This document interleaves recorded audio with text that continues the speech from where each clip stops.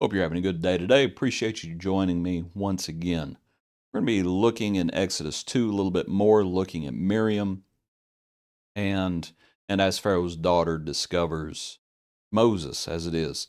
Today's hymn is the hymn True Hearted, Wholehearted. True-hearted, wholehearted, faithful and loyal, King of our lives, by thy grace we will be.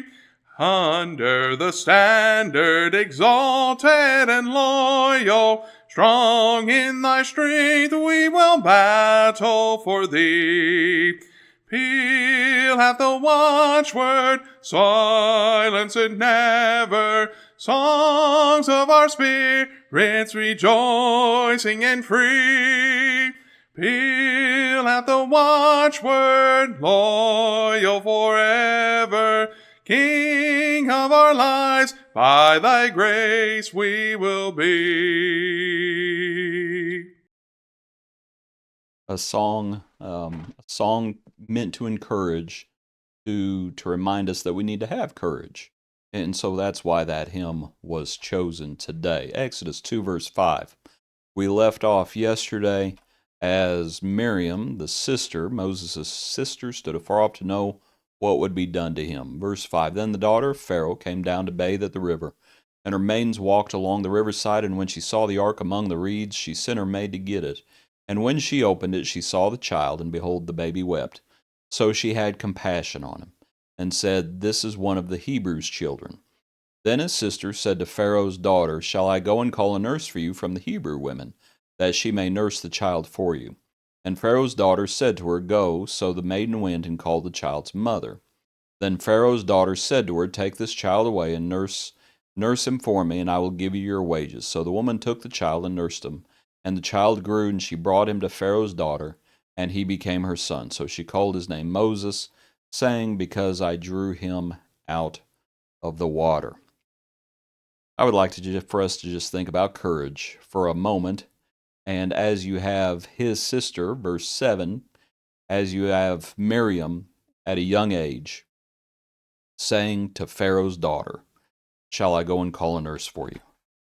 And that takes an immense amount of courage.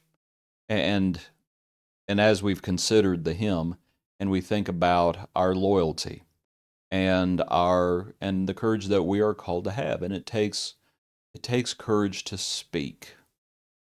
That when we have an opportunity, or perhaps when we create an opportunity, that we need to have courage. In Revelation, when it talks about those who will be lost, at the end of Revelation, and you have this list of wickedness, and that list starts with cowardice.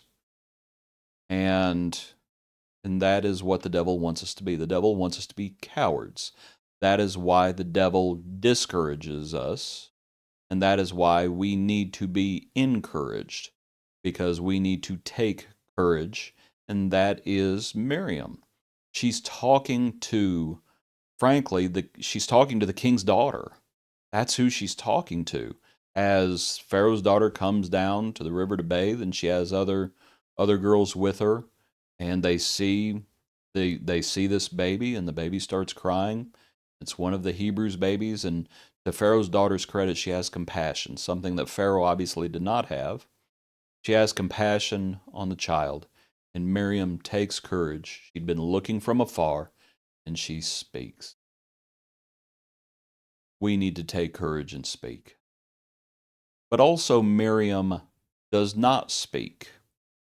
And what I mean by that is Miriam has discretion that she easily could have said when Pharaoh's daughter says, This is one of the Hebrews' children. She really easily could have said, Yes, that's one of the Hebrews' children. That's my brother. That's my mother's child. That's my brother. She didn't say that. That she was discreet. She spoke, but she didn't. She was discreet.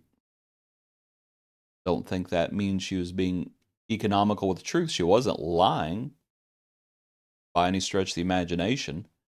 She simply says, "Shall I go call a nurse for you from the Hebrew women, that she may nurse the child for you?" And Pharaoh's daughter says, "Go." There is a time to speak. There's also a time not to speak. There are times where we need to be discreet.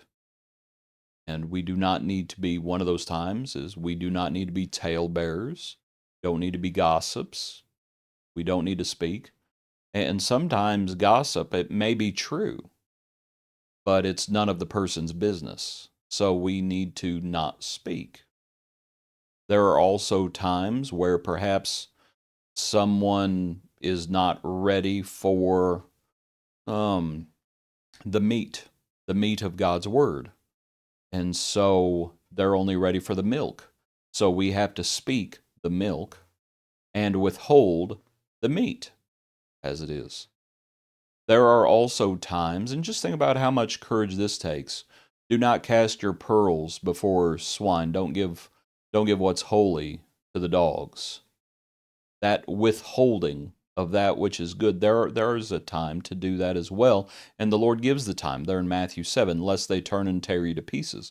If someone has no use for God's word, and they have shown themselves to have no use for God's word, then discretion can and should be practiced.